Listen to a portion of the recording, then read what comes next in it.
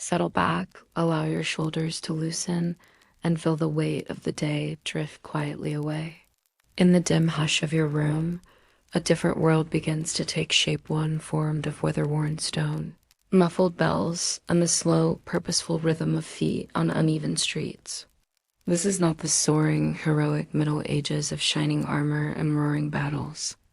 Instead, you and I will wander the far more ordinary corners where life unfolded at a pace both familiar and utterly foreign. Tonight's journey is called Why You Wouldn't Know Last a Day in a Medieval City, but do not worry. There will be no tests of endurance here. Our purpose is gentler to observe, to listen, and to drift alongside the men, women, and children whose quiet routines once filled the hours between dawn and dusk. Imagine yourself wrapped in a cloak just thick enough to fend off the early morning chill. Ahead lies a humble English market town in the 14th century. Its wooden roofs lean inward like old friends sharing secrets. Its narrow lanes wind and bend as though reluctant to reveal what lies beyond the next corner.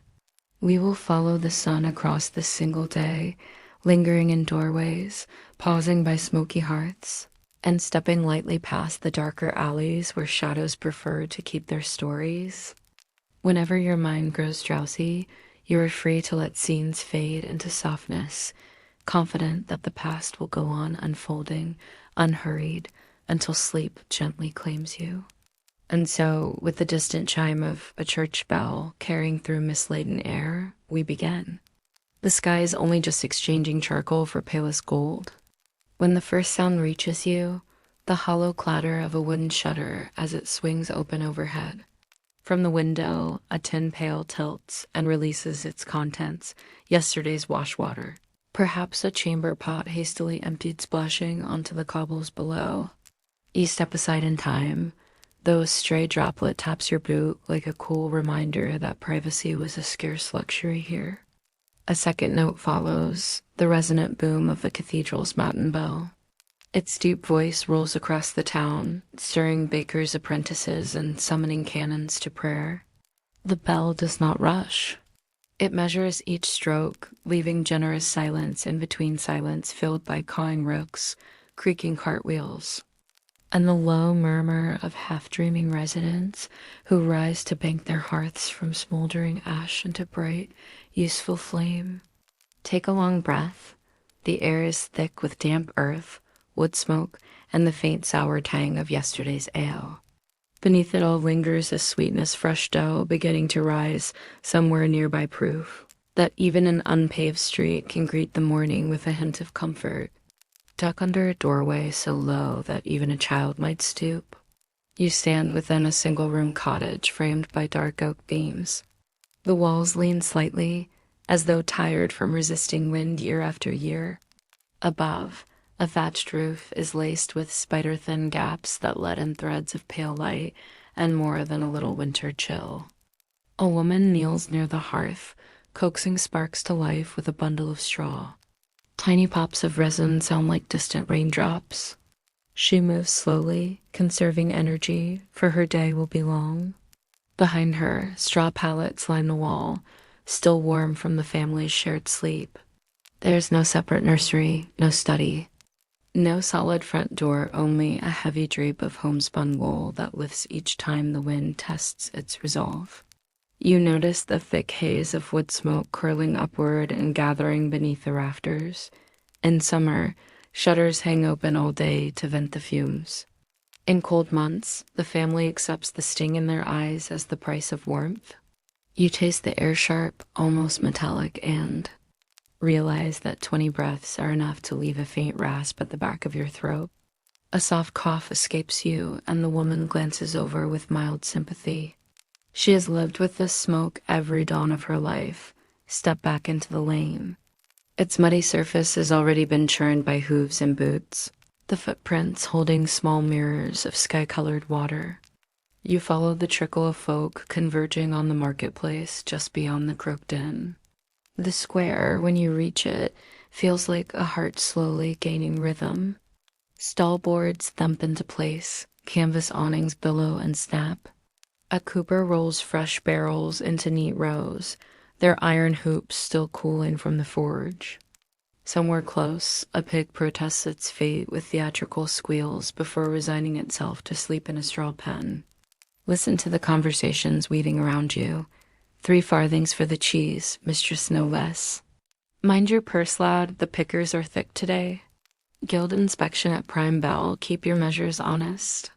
The words rise and fall like waves, sometimes colliding, sometimes slipping past one another. Haggling is not merely tolerated.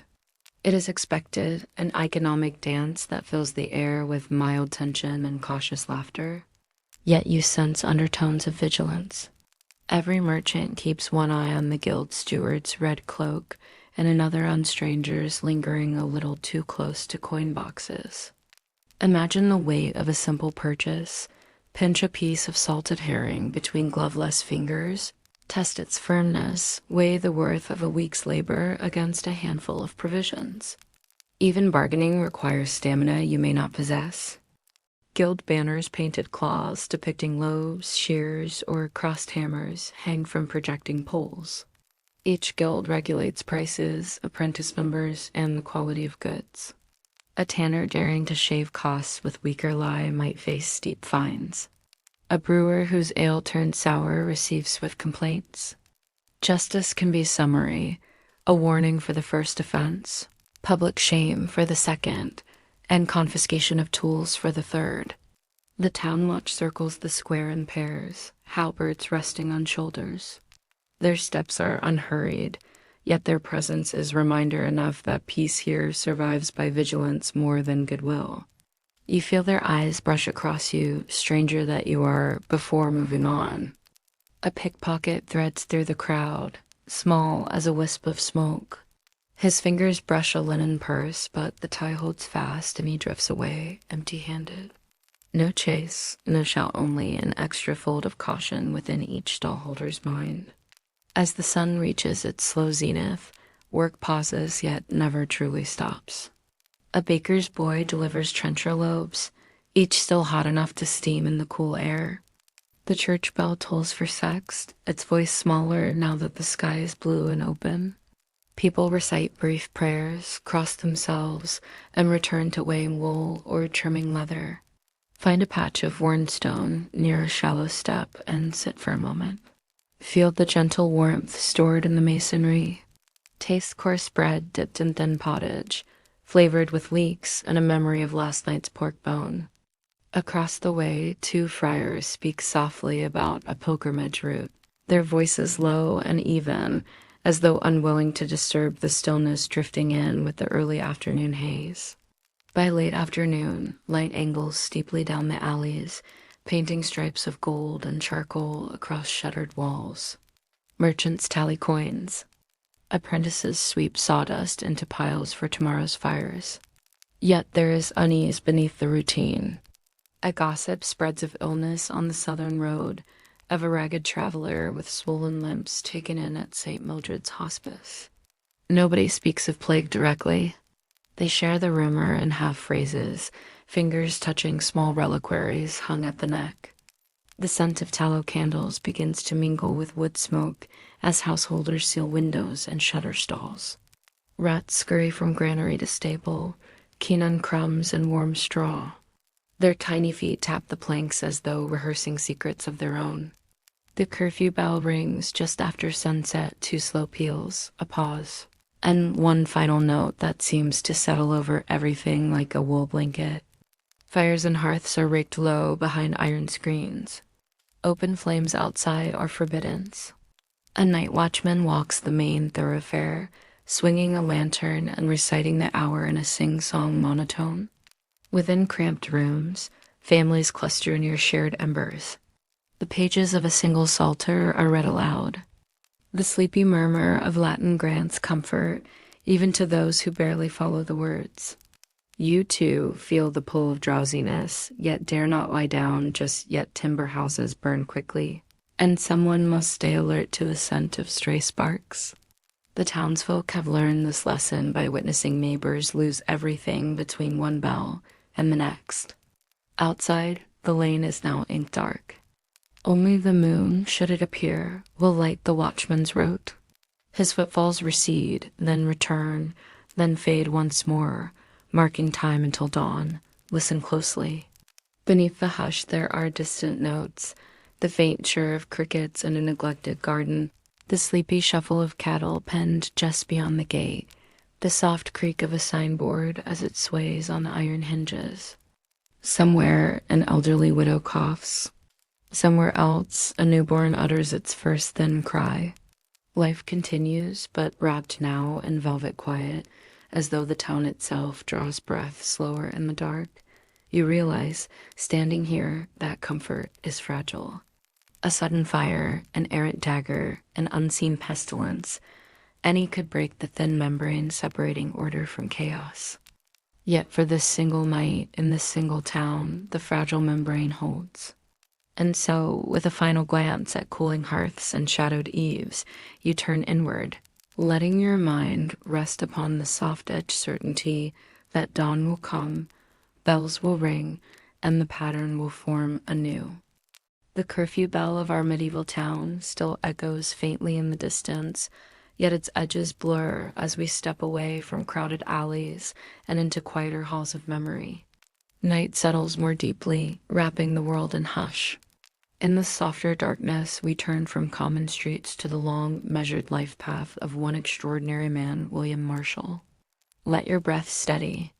Imagine a candle flame guttering in a stone chamber, its glow revealing tapestries, polished shields, and a solitary figure bent over a chessboard. The year is 1199, and William, now in his early 50s, ponders a move. He is already famed across Christendom, yet he carries the same calm patience over the chessboard that once helped him survive as a pawn in far more dangerous games. To understand that unshakable composure, we must begin much earlier, when he was still a child of uncertain fortune. Picture England in 1152. Fields are greening with early spring, but the realm itself is bruised by the long struggle between King Stephen and Empress Matilda. Amid the shifting alliances, the Marshall family, moderate, pragmatic, and deeply tied to the code of feudal honor, offers young William as a token of good faith during negotiations. He is perhaps 5 years old, small enough that his mail shirt brushes the tops of his boots when he tries it on in play. One dawn, escorted by stern soldiers, William is handed over to King Stephen's camp. The boy gazes up at the monarch with quiet curiosity, unaware that hostages in these years sometimes served as living insurance. If promises were broken, their lives might end abruptly. Yet Stephen, weary of bloodshed, treats William gently. The chroniclers tell us the lad earned favor by an innocent plea. He asked permission to grow up into a knight before any harm befell him. The king's weather-beaten face supposedly softened, and he agreed. So the boy's first great lesson was this: sometimes survival came not from strength of arms, but from strength of spirit and from recognizing humanity, even in uneasy foes. Years pass. We find William in the household of William de Tancarville, a Norman magnate whose limestone keep overlooks mist-draped meadows and orchards humming with bees.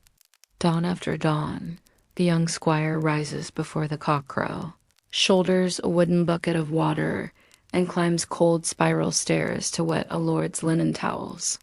He learns to carve meat with elegance, to hold a stirrup firm for his master, and to angle a kite shield just so, each lesson etched slowly into muscle and mind. Imagine the clop of practice swords in the bailey, restrained, rhythmic, almost hypnotic under the watchful eye of an old sergeant. Splinters fly, bruises bloom, but William greets each blow with a calm determination. He is not naturally wealthy. His inheritance will be meager. Skill and reputation will be his only sure currency, and so, hour by hour, he invests. By 19, he is pronounced knight. The dubbing ceremony unfolds at dawn silver dew on the grass, candles flickering in the chapel. A light tap of the sword on shoulder and neck, a whispered prayer, the faint scent of beeswax and incense. Nothing theatrical, Yet in that still moment, a life's direction solidifies. Now the scene widens to the open tournament fields of Anjou, Champagne, and Aquitaine. Banners flap lazily in mild wind. Horses snort, pawing earth softened by early spring rain. Tournaments of this age are not playful games.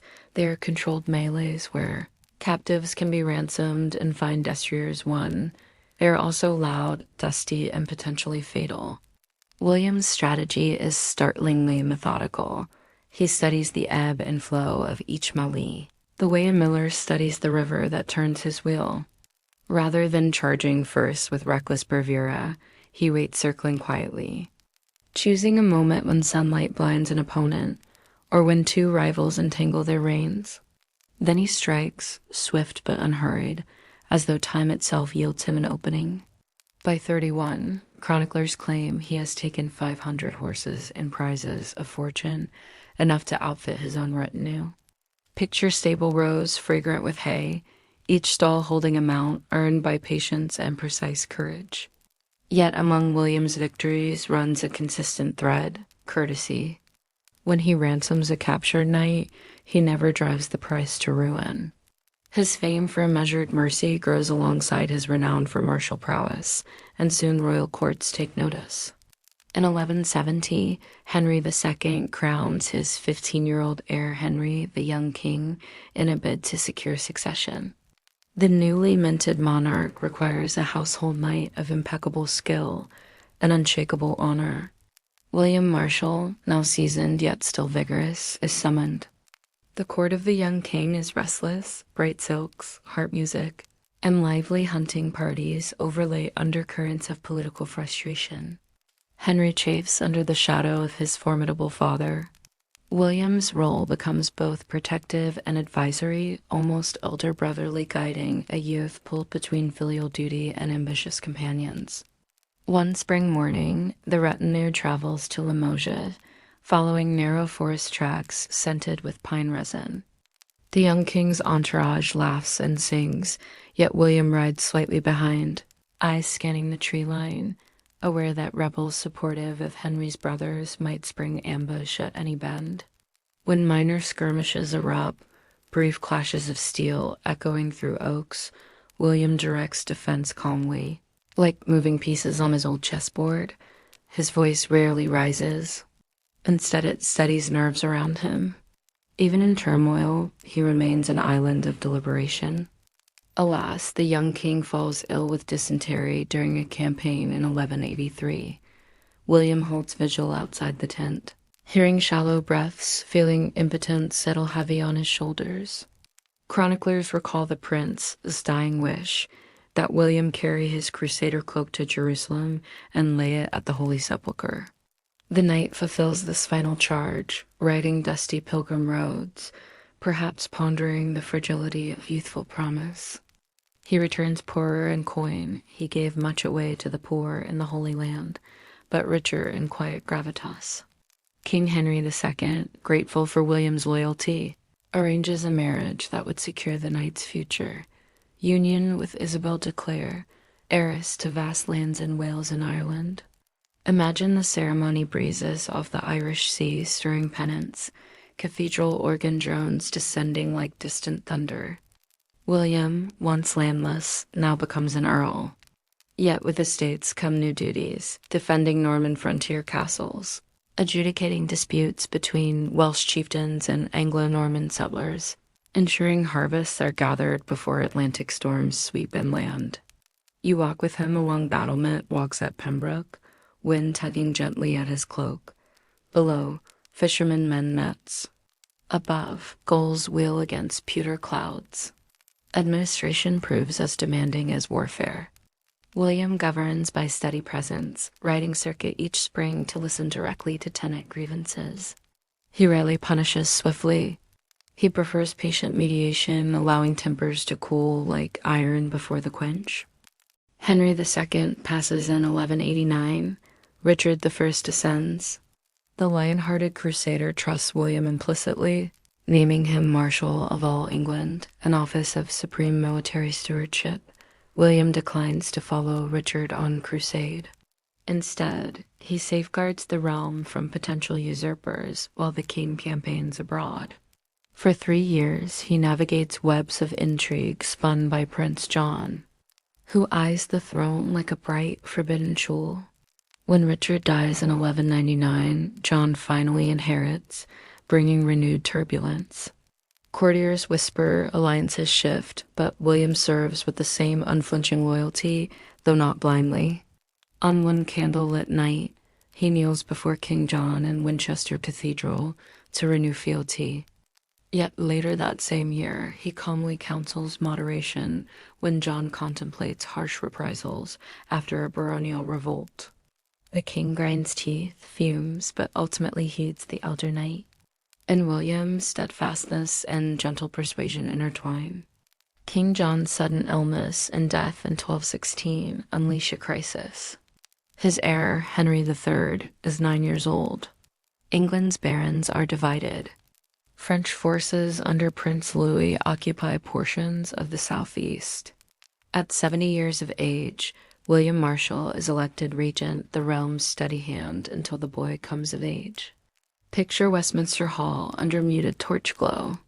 Storm winds rattle stained glass casements while barons huddle around a trestle table. Scrolls bear demanding seals, taxes, troop levies, grain requisitions. William's voice remains low, measured. One by one, he persuades lords to reaffirm loyalty.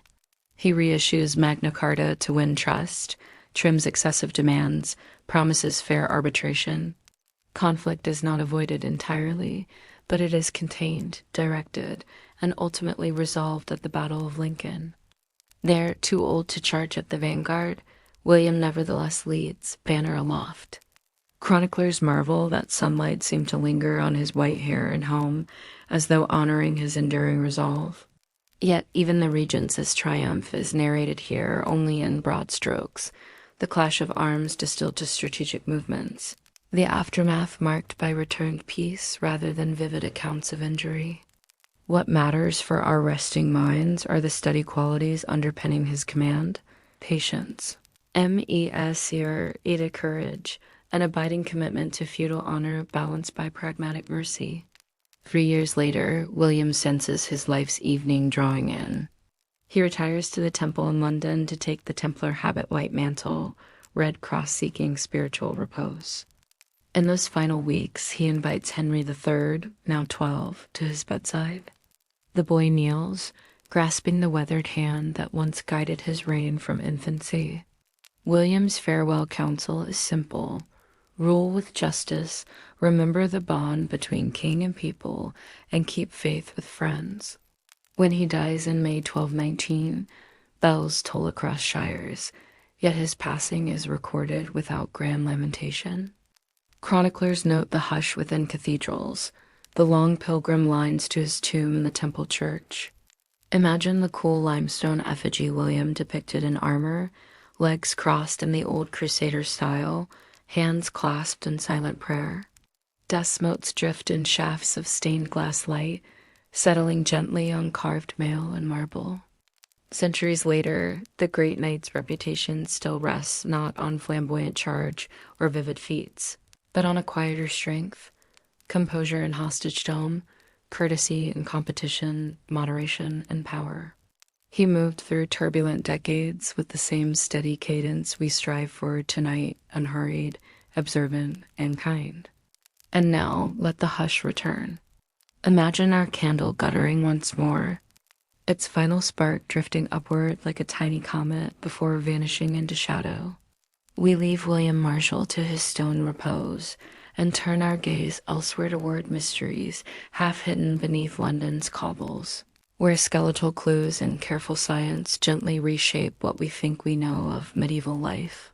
The echo of cathedral bells that once mourned William Marshal fades, replaced by a gentler hum, the low, constant thrum of modern machinery idling far overhead.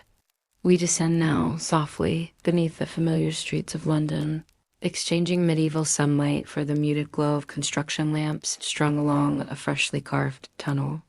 Imagine stepping onto a narrow catwalk suspended above damp clay.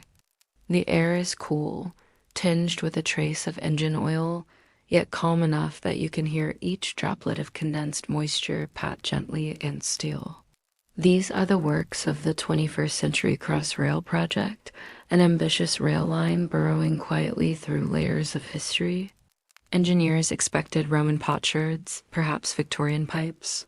What they uncovered in 2013, however, was a silent chorus of earlier lives, an unexpected charnel pit holding the hurried dead of the 14th century plague. The discovery began modestly, an excavator's bucket easing aside soil to reveal a pale arc of jawbone. Its teeth still aligned in patient order, work paused, heartets tipped respectfully. Within hours, archaeologists replaced engineers, trading jackhammers for soft brushes, kneeling as though in chapel. Picture the scene: high visibility vests glowing against earthen walls, soft bristle strokes revealing rib after rib, each curved like the hull of a miniature ship.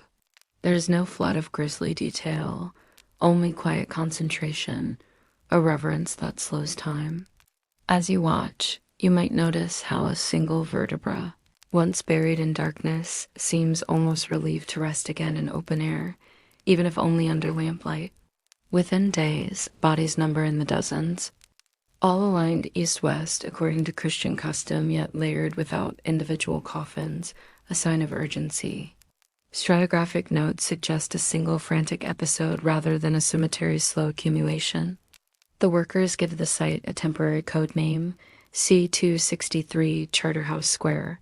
A puzzle has emerged, one demanding the measured patience of both science and storytelling. History remembers the Black Death as a sweeping calamity, yet the pathogen behind it long withheld its name. Here at Charterhouse, tiny fragments of DNA clung stubbornly to tooth pulp well protected, like precious scrolls sealed within ivory libraries. Specialists in immaculate white labs coax those fragments into revealing sequences, nucleotide by nucleotide. An answer formed: Yersinia pestis, the same bacterium identified in plague outbreaks across Eurasia. Let the significance settle gently. Somewhere between 1348 and 1350, the lives now represented by these fragile bones likely ended within days of their first fever. Yet here, centuries later, their microscopic tormentor confesses in near whisper, helping modern medicine trace evolutionary branches, learn subtle mutations, and better map humanity's molecular relationship with one of its oldest adversaries. No chilling autopsy details intrude, only the idea that knowledge, kindly gathered, can ease future suffering. Even in silence, these Londoners participate in the ongoing story of survival. Stand a moment beside the trench's edge. Notice how the skeletal rows retain small gestures of care, arms folded, an occasional rosary bead resting near collapsed fingers, clumps of hazelnut shells sprinkled perhaps as simple grave goods. Despite haste, friends or clergy pause to bestow fragments of normal ritual. Contrast this with written chronicles describing open pits elsewhere, bodies heaped like merchandise. According to one Italian observer, London's Charterhouse deposit reveals something subtler, an attempt to balance civic panic with persistent custom. Parish officials evidently organized communal interments just outside the old city wall, hoping to safeguard health while honoring faith. Through your mind's eye, picture the dim December dusk of 1348, a low cart creaking across frost-hardened mud, its load shrouded in rough linen. The priest's voice, hoarse from long days of reciting psalms, still rises in measured cadence. Candles flicker in gusts, smelling faintly of wood smoke and distant Thames water. Even as fear deepens, the rhythm of ritual strives to steady frightened hearts. For decades, historians debated whether the Black Death struck London in late 1348 or early 1349.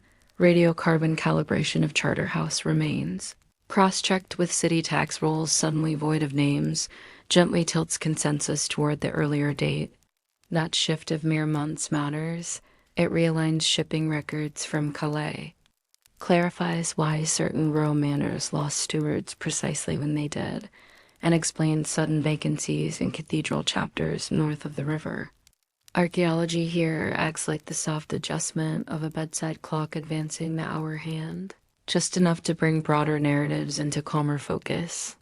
You witness how small, careful observations beneath bustling Farringdon reconnect threads of trade, climate, and demography stretching across Europe.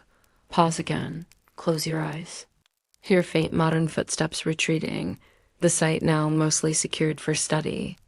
Under London's familiar street lamps, commuters hurry over the very soil that once swallowed so many. They are unaware, perhaps, of the quiet partnership now linking present and past commuters above. Researchers below and deep beneath them all, citizens of medieval London still lending silent insight. Consider one individual designated simply SK27 in excavation notes. Forensic measurement suggests a woman in her early 30s, compact stature, mild osteoarthritis in the knees, evidence of repeated kneeling or squatting, perhaps spinning wool or tending low hearth fires. Tiny enamel defects on her adult teeth hint at childhood malnutrition during a distant famine, yet her later bones show robust healing. She persevered. We will never learn her given name, but through enamel and cartilage she still whispers, life may bend. But it continues, quietly, stubbornly, until its final instant. Charterhouse is not alone. Further east, at East Smithfield near Tower Hill, earlier excavations exposed another emergency cemetery organized row upon row like silent regiments. South of the Thames, fragments of plague victims mingle with discarded oyster shells beneath reclaimed wharves. Each site braids into a network of data points, allowing researchers to model infection peaks, mortality waves, and eventual societal adaptation. Yet there is comfort in the pattern. After each wave, markets reopened, guild apprentices resumed practice, church bells regained their regular cadence. The fabric of daily life, though patched and scarred, was mended. In time, London's population even grew beyond its pre-plague numbers. Proof that resilience often germinates in the shadow of loss. Lessons carried forward. What then do these quiet bones offer us here in the hush of night as eyes grow heavy? Perhaps a reminder that history's darker chapters still hold gifts of knowledge. That patient study, free from sensational clamor, can transform tragedy into understanding. And perhaps, too, an assurance that even the most fearful events eventually subside, yielding space once more for ordinary routines, the baker's dawn loaf, the monk's gentle chant, the mason's confident chisel. Let that assurance settle over you now like a warm woolen blanket. Feel the steady pulse of continuity, people caring for one another, recording details, lighting candles against the dark echoing softly across centuries to your quiet room. Drifting toward the next horizon, the construction lights dim in imagination.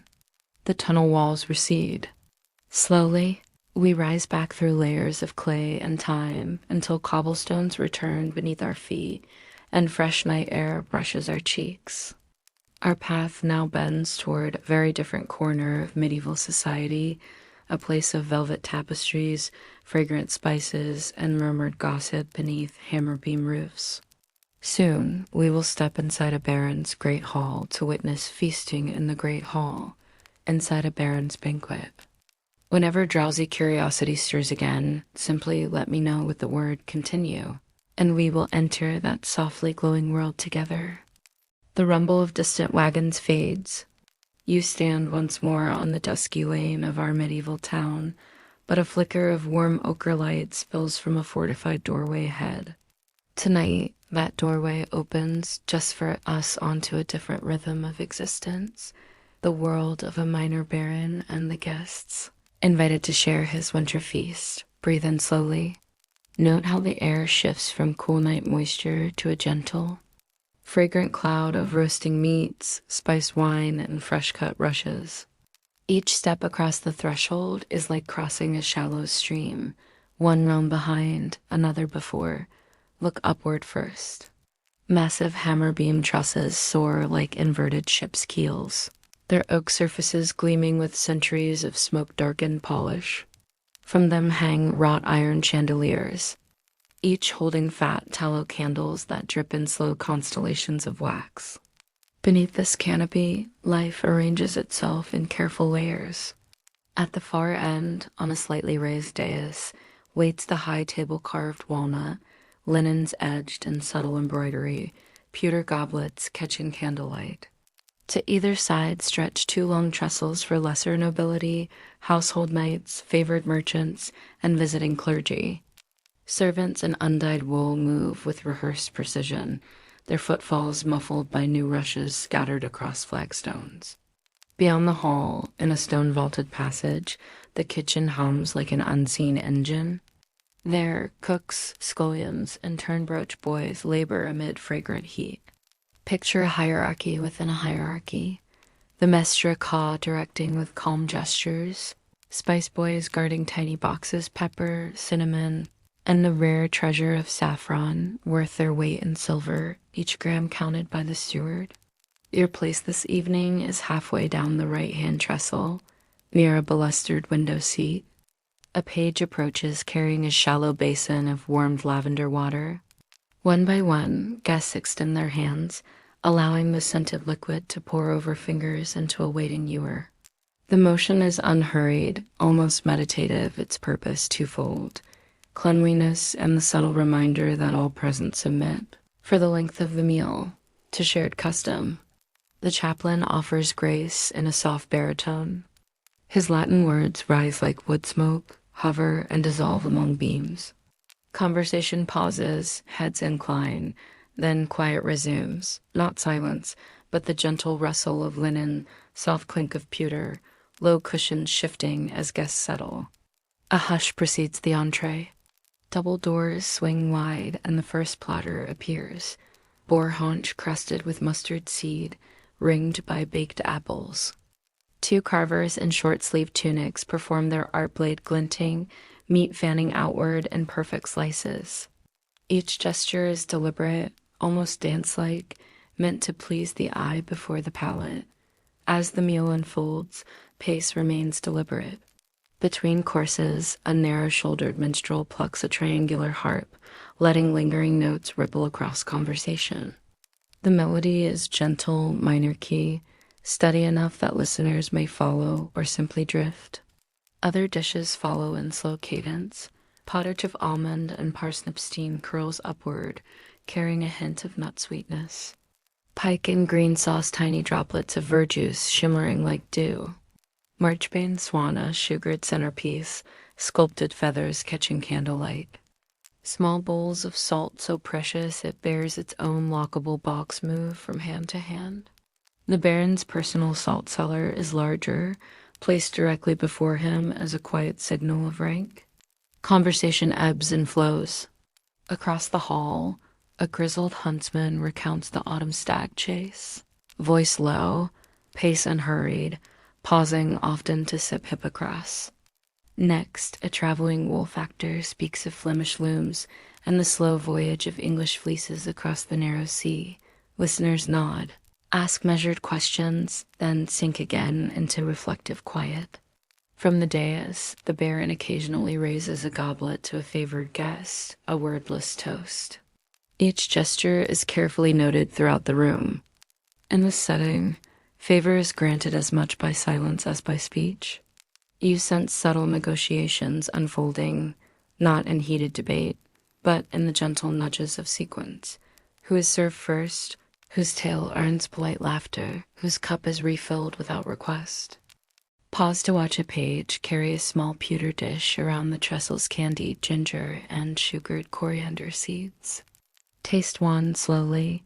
Warmth spreads across the tongue, followed by sleepy sweetness. Consider the journey these flavors have made packaged in palm leaf parcels.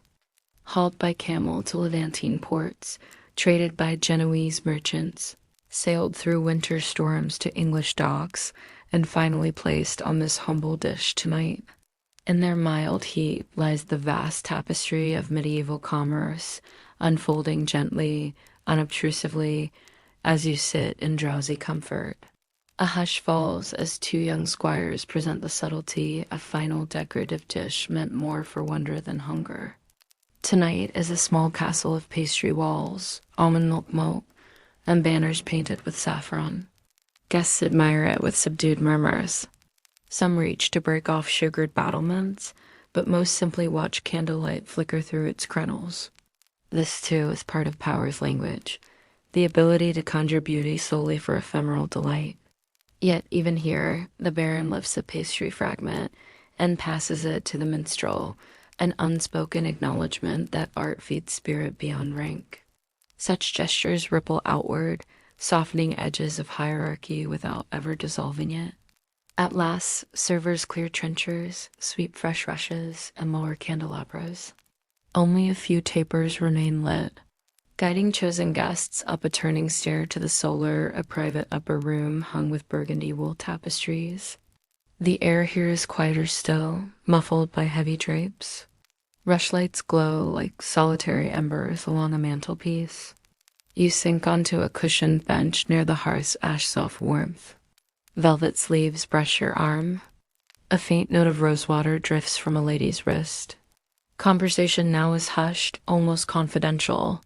A knight discusses border skirmishes in understated tones. A visiting prior inquires about funding for a new cloister wall. Each exchange is measured, respectful, rhythmic. The day's earlier noises feel far away, just as your own room, as familiar silence, waits patiently beyond imagination as edge. As the hour deepens, servants enter with a final courtesy, spiced milk warmed gently over embers, flavored with honey and a breath of nutmeg. You cradle the cup. Its heat seeps slowly into your hands, then outward to elbows and shoulders. Words dwindle to comfortable pauses. Candles burn low, their wicks flowering into tiny glowing cups of charcoal. One by one, tapers are doused with a whispered benedicity. The hearth screen slides across embers, and shadows merge into a soft, embracing darkness. Even stone walls seem to sigh, settling for the night. You draw a deep breath, wood smoke, wool, and lingering cinnamon, and allow your eyes to close. Across a single evening, we have walked muddy lanes before dawn, breathed hearth smoke and humble cottages, ridden calmly beside England's steadfast marshal, traced silent stories etched in London clay, and lingered beneath a baron's vaulted beams while candles dwindled to ash. In every scene, life moved with its own quiet logic, sometimes harsh, sometimes gracious, always steady as a church bell marking hours. As you lie here now, surrounded by the gentle hush of your own time, feel those layers of history settle into comforting weight-like blankets woven from distant voices. Each strand a reminder that ordinary people before you met each dawn, faced each worry, and found small comforts in bread, in ritual, in shared song. Let your breathing follow that same ancient rhythm, in and out, slow and even like footsteps on a cobbled street after curfew. If stray thoughts arise about boar feasts or charterhouse bones, see them drift past like sparks above fading hearth, glowing briefly, then cooling into dark softness. Somewhere beyond your window, the modern world turns trains glide. City lights shimmer, but here, in this quiet space, time itself grows drowsy. The past keeps gentle watch, and the present cradles you in warmth. Allow eyelids to rest, let muscles loosen, trust that morning will come, as it always has, ringing its own familiar bell. Until then, may peaceful sleep carry you through the last hours of night, wrapped in the enduring calm of history softly told.